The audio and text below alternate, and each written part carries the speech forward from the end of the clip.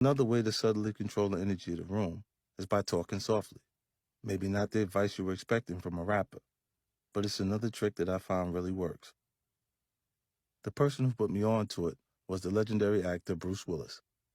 Bruce and I first met on the set of a heist film, The Setup. One night during filming, the cast and crew went out to eat together. I was seated at the same table as Bruce, and throughout the night, people would come over to pay their respects. I noticed that every time someone would initiate a conversation with Bruce, they'd have to lean in close to catch what he was saying. Similarly, whenever the entire table was engaged in conversation, if someone asked Bruce his opinion, he'd answer in almost a whisper. The entire table would have to lean in towards him to hear. After dinner, Bruce invited me to join him in the hotel lobby for a cigar. As we smoked, I asked him about what I observed. "Say, man," I said, "how come every time someone asks you something at dinner, you answer it in damn near a whisper? You're not talking like that now." Bruce started to laugh. "You noticed that, huh?" he said.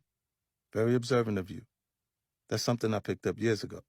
Whenever you're around a lot of people and everyone's trying to be heard, the secret is to speak as softly as possible.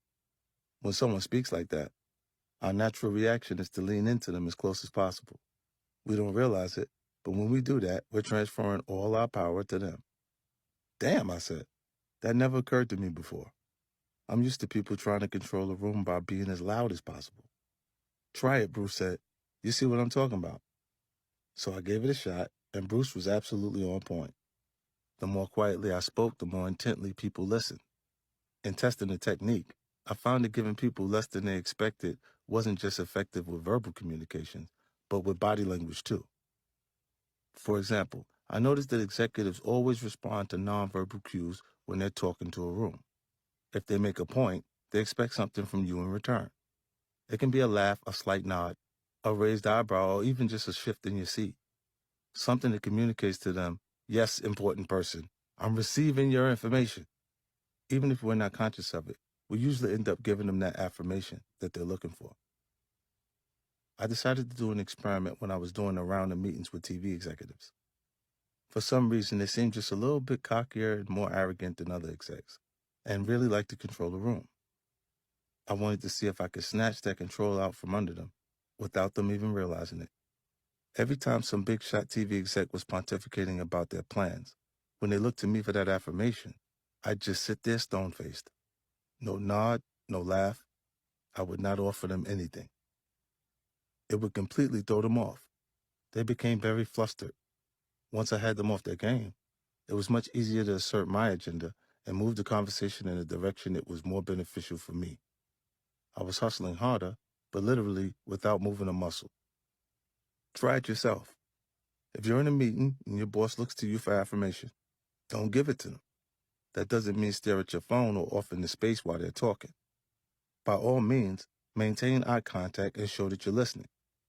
Just don't offer them any nonverbal feedback beyond that. I promise that if you do that, the person that's speaking will become fixated on you.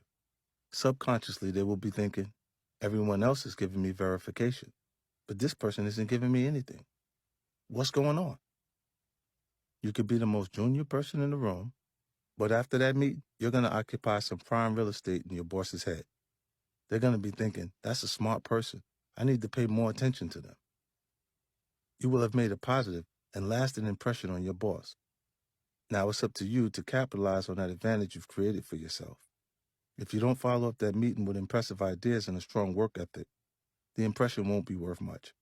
But if you can use your boss's newfound interest to showcase the great work you've been doing, it's really going to propel your trajectory.